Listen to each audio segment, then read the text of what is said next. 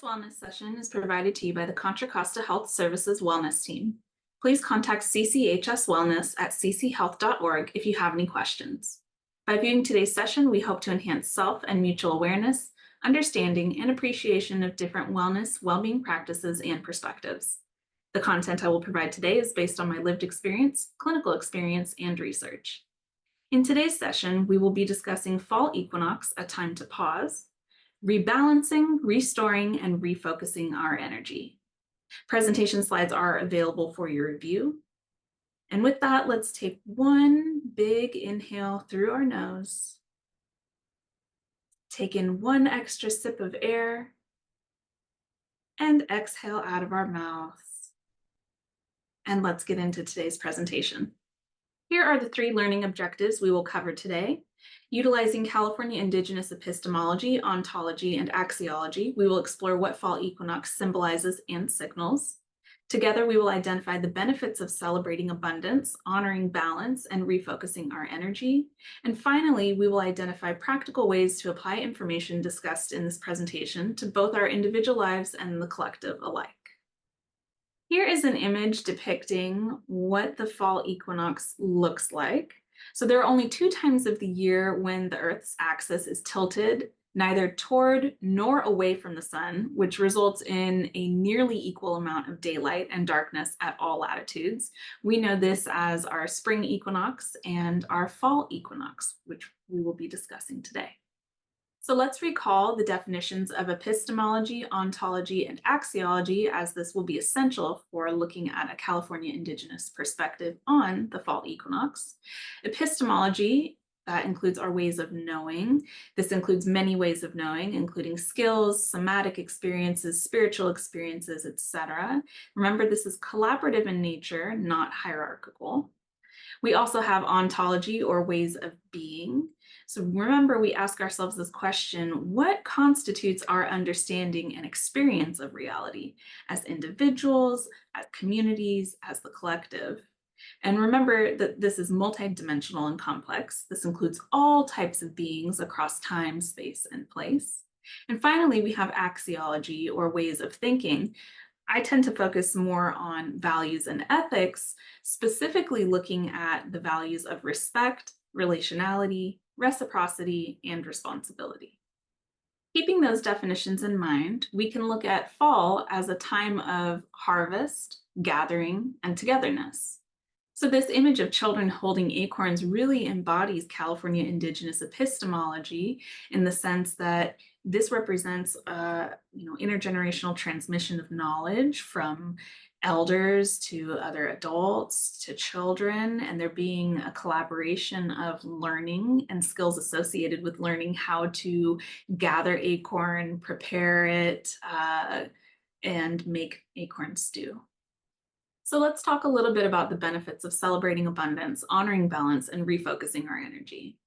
So when it comes to celebrating abundance, we have to have this perspective of, abundance is not just a mentality, but it is a practice. It's also a proactive approach to mental health. And I have on here, creating a gratitude practice, for example. And I go through a couple ways that we can easily integrate that into our very busy daily lives, with a morning coffee or tea practice, going for nature walks, either before work, on our lunch break, or after work. And remember, nature can look like a lot of things. It doesn't have to be a remote wilderness. It's all around us. And then, of course, classic journaling. What I want to highlight here is an abundance practice includes sitting with and experiencing and moving through difficult feelings. In terms of honoring balance, this is engaging in and maintaining boundaries across multiple areas of life. So this is also a time for us to sit and reflect on how we have engaged in boundary work over this past year. And, when it comes to equinoxes or solstices, they occur, in a nice, timely, predictable manner each year. So these can offer us a built-in check-in point during the year to self-assess around how the last 3 months been going. Have I, set those boundaries that I've needed to at work or with family or with friends? And then refocusing our energy. That's about reevaluating our behavior and our value alignment. This is nicely coupled with honoring balance in the sense that once we assess where our boundary work currently is, we can then reevaluate our behavior and say, well, it is in line with my values to leave work in a timely manner so I can spend plenty of time with my family or friends, or to go be engaged in community activities.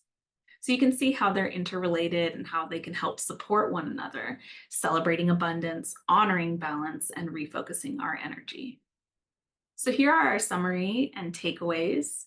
So I strongly encourage all of you to go on a nature walk, notice the plant and animal life, and reflect on the following questions. How do I navigate change?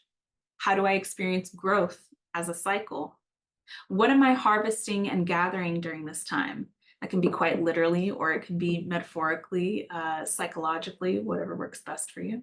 And what does togetherness look like during this time? In terms of a suggested community care practice, this one also includes going on a nature walk, noticing the plant and animal life, and reflecting on the following questions. How do my communities navigate change? How do we experience growth as a cycle?